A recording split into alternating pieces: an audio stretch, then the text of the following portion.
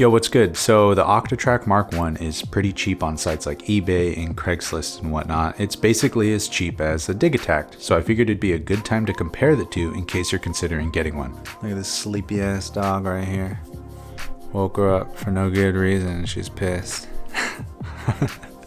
Real quick, let me start this comparison by saying that this is fully just my opinion, and I'm really just comparing the main differences that matter the most to me.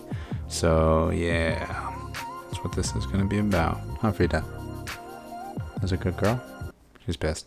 The first main big difference to me is sampling. This is both how you sample and what you can do with the sample thereafter. On the Digitakt, you would sample as you would expect to sample on a sampler.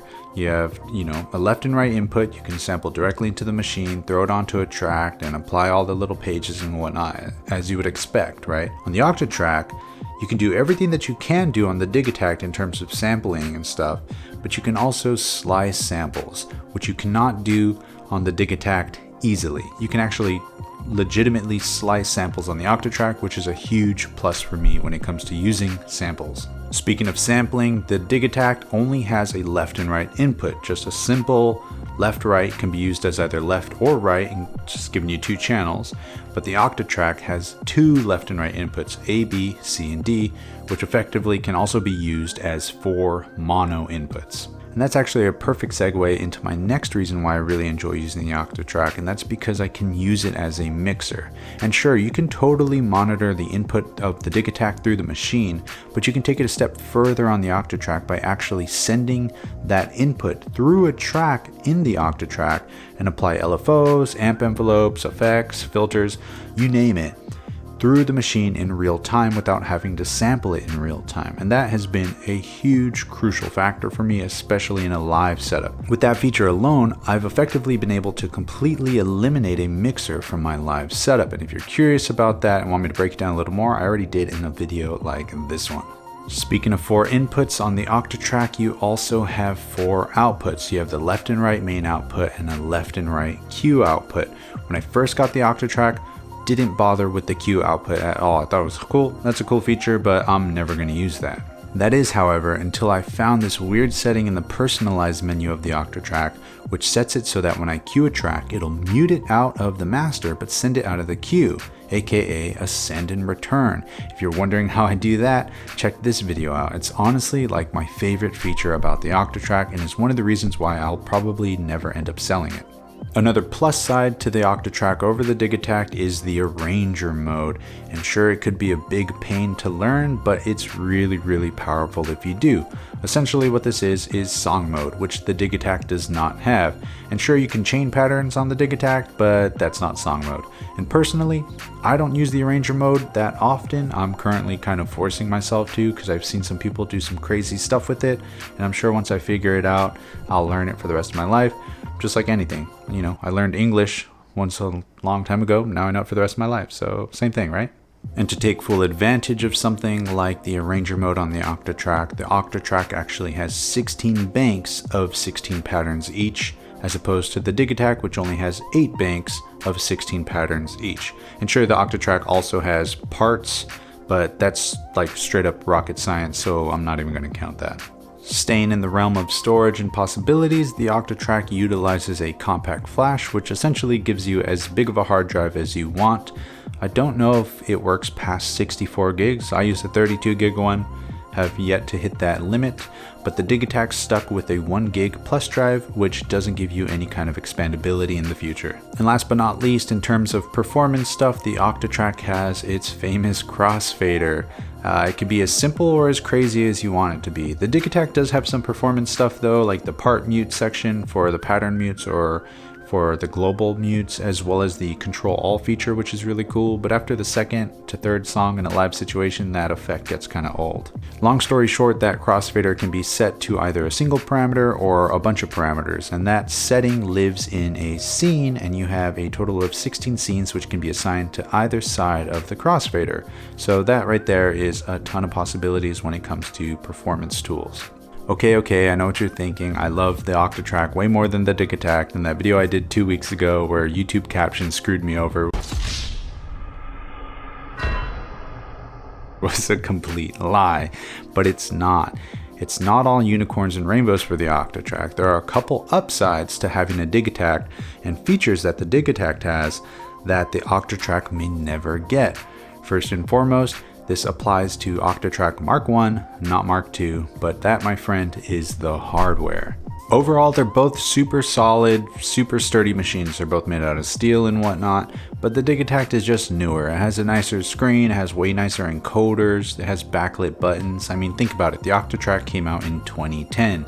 And no, I'm not saying if you buy an Octatrack Mark 1 today, you're gonna get one that was made in 2010, but the way it was designed and the hardware that it had and the buttons and the screen and stuff was kind of limited to the technology that they had at hand back in 2010.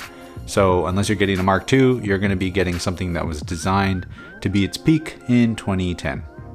A simple but crucial reason why I really like the Digitakt is that screen. It is a lot higher resolution than the original Octatrack, and it's an OLED screen, and it's just a lot nicer in a dark studio because it has a black background with light text on it, as opposed to the Octatrack, which has like a white kind of bluish background with black lettering on it. So it's just like a light bulb in your eye sometimes, especially depending on how dark your studio is. And speaking of dark rooms, those backlit buttons on the Digitakt are super nice in a live situation. I don't have to have a little USB flashlight or something kind of giving me some illumination to see what I'm trying to read. The Digitakt, you have the backlit buttons letting you know where you're at and what you're about to press, but the Octatrack only has the screen print and these tiny little LED dots to show you where you're at.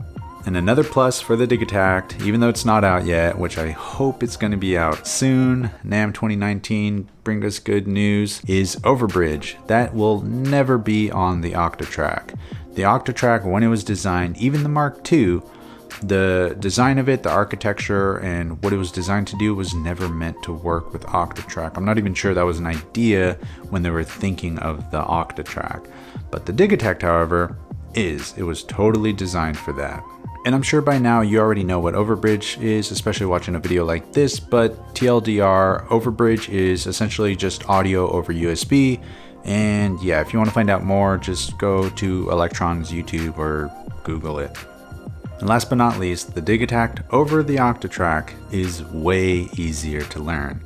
But personally, I think the Octatrack is totally worth all the pain and agony because it kind of feels like it can be the centerpiece of your studio, where the Digitakt feels a little bit more like a sketch pad or a simple drum machine.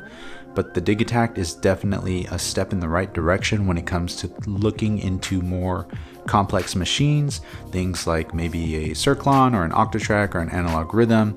You want to get into synthesis and sound design and stuff, the Digitakt's definitely a step in the right direction with a little bit of an easier learning curve than most Electron boxes.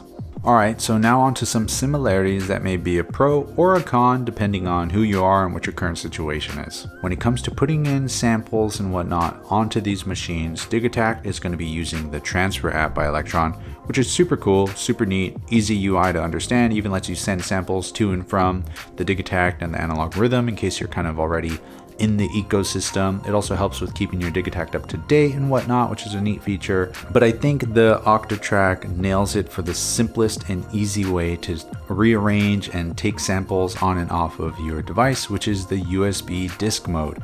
All it does is turns your Octatrack into an external hard drive, and you can kind of pull it up in your Finder or your Windows Explorer, File Explorer thing, and just drag and drop samples in and out of it. It's the most awesome, easy thing because it all lives on that compact flash drive. Honestly, they're both really easy and simple to use, so I'd call that a draw.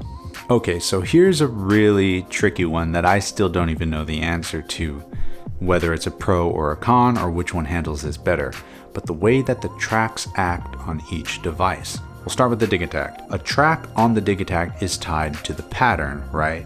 So let's say I make a song across 8 patterns and all of a sudden I want to change the kick drum of my song. I'd have to go into each pattern, all 8 of them, and change that track to the new kick drum sample. But on the Octatrack, the tracks are tied to the bank. So if I were to make that same song, those same 8 patterns, all I would have to do is change the track on one of the patterns to the new kick drum and it'll change it across all the patterns. I hope that makes sense. I hope I made sense. I don't even know if I said that correctly. And like I just said, I really don't know if this is a pro or a con. I see that it helps my creativity on the Digitakt side, where I can explore using different samples and the same song but different patterns, but it helps my workflow on the Octatrack in terms of just kind of going and making the track. Oh, this kick drum sucks, let's find a new one. Bam, it's applied to everything. I don't have to go and sit there and kind of rearrange and rechange a bunch of stuff. So now on to my final thoughts of these two, and that's that they couldn't be more different. I know that might not be the answer that you want to hear, but it could also just be because I'm so used to using the Octatrack as one thing and I'm so used to using the Digitakt as another. The Octatrack in my situation is my sampler / live mixer, and the Digitakt is mainly just my drum machine for the most part. And being completely honest, I use these pretty much side by side. In the studio, I use the Octatrack more just on its own, but the Digitakt kind of lives in and breathes with everything and is mainly just my drum machine. And by itself, I use it as a sketchpad for the most part. But the Octatrack can honestly run my whole studio if I really wanted it to, but I have other means to do that. So then the next question is, which should you get? Well, that's going to be completely answered by what your current situation is and where you see your future self going. If you already have a solid drum machine like a TR8 or a Drum Brute or a Volca thing, then I'd say the Octatrack can serve as a perfect sequencer for those, or a really solid sampler in your current studio situation. Or is your current studio situation something more along the lines of, I'm just getting started, or I would just want to kind of take a step into the hardware world, the DAW-less world or whatever, then I would definitely suggest getting something like the Digitakt. It's a solid machine. It's pretty future-proof at this point as opposed to the Octatrack. It's a lot easier to learn. It may not be as deep as the Octatrack, but it's a lot more rewarding immediately to use. And it's a Swiss Army knife. It could be a sequencer, it could be a sampler, it could be a drum machine. It can kind of serve a lot of these purposes, and it'll find a way into any setup. So they both work really well in a live situation, and they both work really well in a studio situation. It really just comes down to speed, immediacy, creativity, and expandability, and honestly the amount of time you're willing to put into something to learn something new. Because always remember that somebody can have the exact same studio as you, but the one thing that they cannot replicate is the amount of time and effort that you're willing to put into something to get really good at your craft. So take it or leave it, the ultimate decision's up to you. Well, that's it from me. Hope you found this video helpful. If you did, I'd greatly appreciate that thumbs up, and feel free to subscribe if you want to see more content like this, especially on a weekly basis. But that's it for 2018 on to 2019, and you already know the drill, and that's to share the love, share the knowledge. Knowledge is power. Peace.